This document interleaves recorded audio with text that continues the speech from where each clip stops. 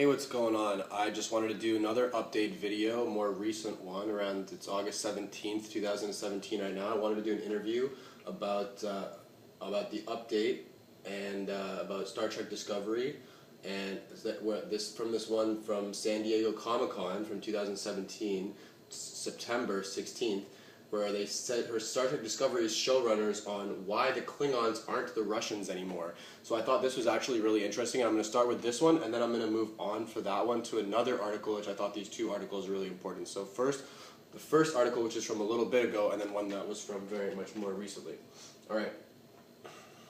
I'm gonna let you watch the interview, and then we'll read it.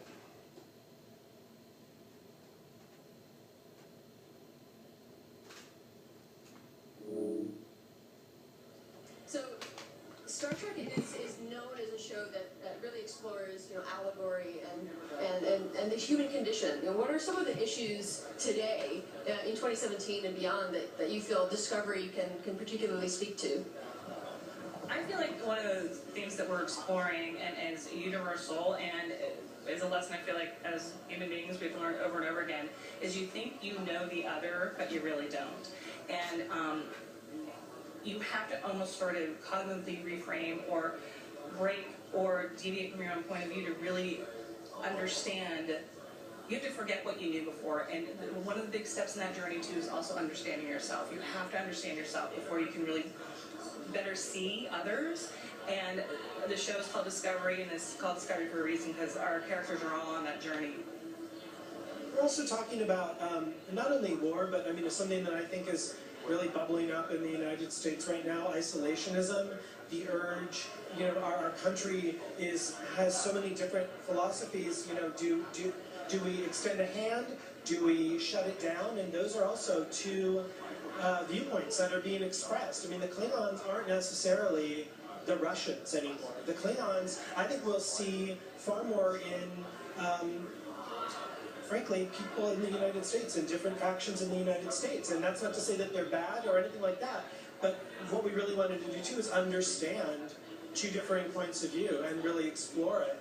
And I think when people look at the Klingons, I frankly love what they represent. Not in terms of necessarily all the messaging, but in terms of learning about them and learning why they are who they are and making sure that they're not just the enemy, and then finding a way to come together.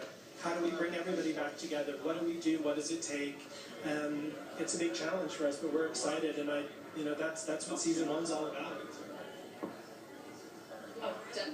No, I was just going to say, and also we get to explore the importance of acceptance too, because as Michael Burnham has this fall from grace, and then there are characters around her sort of are meeting her after the fact, they could be making an assumption about her based on what they've heard, as opposed to being able to take her at face value. And I think Mary Wiseman's character plays a huge role in that, and just the eagerness to be friend and accepting, and that's the message, that we all need. So Optimism and Trek really is important. Definitely. Thank you so much. Okay, so there's a lot of content to go through in what they just said there. But basically, and from my perspective, it actually confirms, unfortunately, a lot of the criticisms that have been made about it, which is that this is from StarTrek.com, so this is you can't get any more credible than this. So basically what they're trying to do is to overturn the old paradigm where the Federation, which was a diverse array of people which represented the United Nations or the Allies or something, or Western society or something like that, plus the rest of the world that agrees in freedom and open values and stuff like that, and versus the Soviet Union, which was this warlike group of people that just wanted to destroy us, and we had this dichotomy between the two. And basically now they're trying to upheave it and say, well, no, Trump is the Klingons. The Klingons are not the Russians anymore. We're the Russians. I think Jason Isaacs' character is supposed to be the evil white male, because they haven't really focused on him and his role very much, but they focus a lot on Michael Burnham. I noticed that they talked about Michael Burnham. So Shaniqua Martin Green's character, who she was in The Walking Dead, and she basically is the new captain that the series is focusing on. even though she's not starting out as a captain, so it's not following the traditional pathway. But it doesn't really make a lot of sense to me why they would call her Michael and why they would change fundamentally the whole dynamic of the Klingons and the Federation and everything. It really does show that they don't care about Star Trek, they don't care about canon, they don't care about any of this stuff. They're trying to make this political, and they're trying to make this into an SJW crusade against Trump. And it's pretty pathetic to put an all-female cast of captains up there. One of them named Michael. I mean, honestly, it's pathetic. Like, this is pathetic pandering. And I'll get into why I think that's at the end of this. I'll get into an extremely important connection. Because if you've watched my other videos, you'd realize how pissed off I am about this and how ridiculous this is and how correct the majority of the criticisms that people are leveling at CBS and the producers of this show actually are. And they're confirming it with this garbage. I mean, what are they really talking about? They're trying to make Star Trek more inclusive and optimistic and to try and make the Klingons represent America. That's basically what they said, because look, the Klingons are trying to represent the fractured political climate and all the different philosophies that exist in America right now. So that means the Klingons are the Americans. But that doesn't really make a lot of sense, I guess, unless you are the enemy of America and you're the main character, I guess. But anyway, so this was the thing that I really wanted to talk about because it seemed completely ridiculous to me. And I actually saw it featured on another podcast that I watch randomly called Waking Up Europe, and I really wanted to shout out to those guys. Because I thought it was really good, and I'm probably going to send this to them so they can see this as well. So they talked about this, and I know that they care about Star Trek as well because they brought this up. So I wanted to say, yeah, this is completely ridiculous. This is a politicization of Star Trek to the degree that we saw in video games, in science fiction, in comic books. This is just another version of garbage politics, and I'll show the direct connection as well after that. But before I get into more political garbage, I want to talk about another one that was just put up. And this one is from September 17th, so it's from today. Oh no, sorry, this is from September 17th, 2017, so it's from a day after that first one that I put. Oh wait, no, it is September right now, right?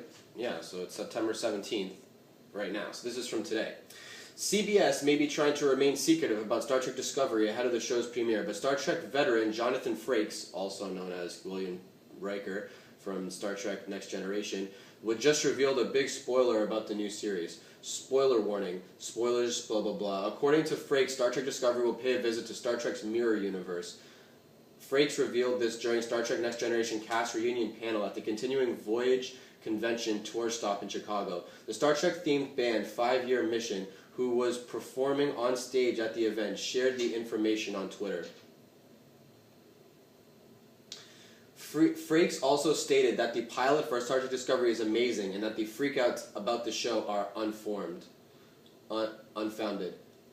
It makes sense that Frakes should have some inside knowledge about Star Trek Discovery since he signed on to direct one of the episodes of the show's first season, though not the episode that visits the mirror universe. Instead, the episode he is directing will be focused heavily on the Klingons. Frakes starred as Commander William T. Riker on Star Trek Next Generation, as he also directed the film Star Trek First Contact and Star Trek Insurrection, as well as several episodes of The Next Generation, Star Trek Deep Space Nine, and Star Trek Voyager. The Mirror Universe first appeared in Star Trek, the original series episode Mirror, Mirror. That episode sees several members of the Star Trek crew, including Kirk, Uhura, McCoy, and Scotty, transported to the alternative universe, inhabited by mirror-opposite versions of the characters from the Prime Timeline universe. So he continues onwards to talk about this, but he basically says that Riker, so CBS has recruited Riker basically to spout now their propaganda now. They've basically decided that, and I find it very odd that they say that's a spoiler. Yeah, it is kind of a spoiler, and I find it actually really interesting and encouraging that they are actually bringing on this element, because the Mirror Universe episodes are really interesting. For anyone that's not really familiar, that's the one where all the characters are there's evil versions of all the characters in another universe. And Spock has a beard, and the Federation doesn't exist, and everything is different basically. And it's just kind of a more negative universe that exists parallel to the normal Prime Timeline universe. So I guess that in this one they're also going to visit it, but Riker's not part of that. So I don't really see why they had to include the Riker. So this is I thought it was really interesting, actually, a point before I get to that. So Riker is saying, oh, by the way, this band and whatever, and Riker as well are saying that there's going to be this episode with the mirror universe, right? But they're trying to make it seem, I think they're trying to make it seem like the mirror universe, like the whole story takes place in the mirror universe, or somehow the mirror universe covers for all the faults and bullshit plot lines that they've created, but it actually doesn't cover for any of those plot lines, and if they think it does, they're in for a big surprise because it really doesn't. And I don't think that fact that they're including the mirror universe in it really makes any difference. I mean, it's good, it's nice, but it doesn't change the criticisms that have been leveled against it. And I don't think Riker didn't give any examples of how it's not true that they're just politicizing Star Trek and making it garbage. And I think that it's kind of true. They're as I've said earlier, they are stripping every element of actual Star Trek content out of this show and replacing it with modern propaganda and political content. And I'll tell you why now, because I think that it's getting to a really interesting part, because everyone was theorizing. I watched a whole bunch of videos where everyone's talking about CBS and their online streaming service and how they're using it to bring people in, and how they kind of like played Netflix kind of by selling them a series that they thought was going to be great, but it probably won't be, and there's a lot of criticism over it. So I think something else is actually going on much larger than this, because I pay attention to politics on a larger scheme than this, and I've realized something. CBS also was the company that got Hillary Clinton's book published, and it's also the company that did her original interview. If you watch her first interview that she did about her book, it's with CBS News. And I started thinking about that the other day when I saw it, because I think about this all the time, and I had CBS News streaming service Star Trek Discovery on the brain because I've been doing all these videos. And I started thinking, why would they want to push political propaganda through Star Trek? Why would they want to do that? And then I thought about it, and I'm like, oh, because they're in the bag for Hillary Clinton. And it just made so much sense when you think about it like that. Why are they pushing identity politics so hard? Why are they ruining your favorite hobby? Doesn't that sound like the Star Trek of Gamergate, basically? Doesn't it sound like that Hillary Clinton is directly funded or being funding or being funded funding or being funded by CBS to the degree that they are supporting her political agenda, not just her book?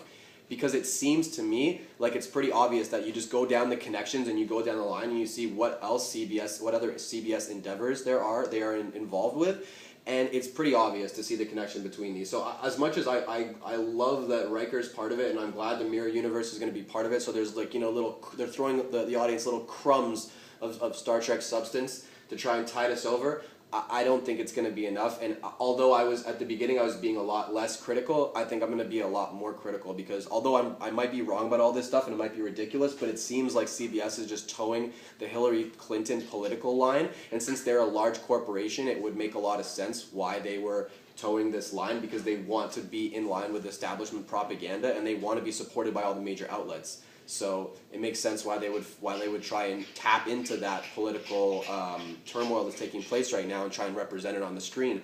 The problem is that they're doing it from a perspective that I don't think that the Star Trek audience is going to appreciate it, and I definitely don't appreciate it. So speaking for myself, I don't appreciate it. I don't want the same company that's pushing Hillary Clinton's book to ruin Star Wars and Star Trek. I don't want the same companies that have been invested in pushing political propaganda into video games and into Hollywood movies and into comic books to be responsible for ruining yet another franchise. But I think it's already on the way. So I wanted to know what people thought of that, and if I'm right, if I'm wrong, if there's any connection between CBS and this whole political push and this whole agenda that they seem to be going with. I'm not sure if they're with the agenda or if they're just supporting Hillary Clinton. I'm not really sure what the deal is. They're clearly supporting her because, like I said, CBS was the first one to push her book sales and her first initial interview for her book. So I don't think it's undeniable, really, to the sense that they're connected. The question is, how connected? Is it serendipitous, or is it somehow direct or indirect?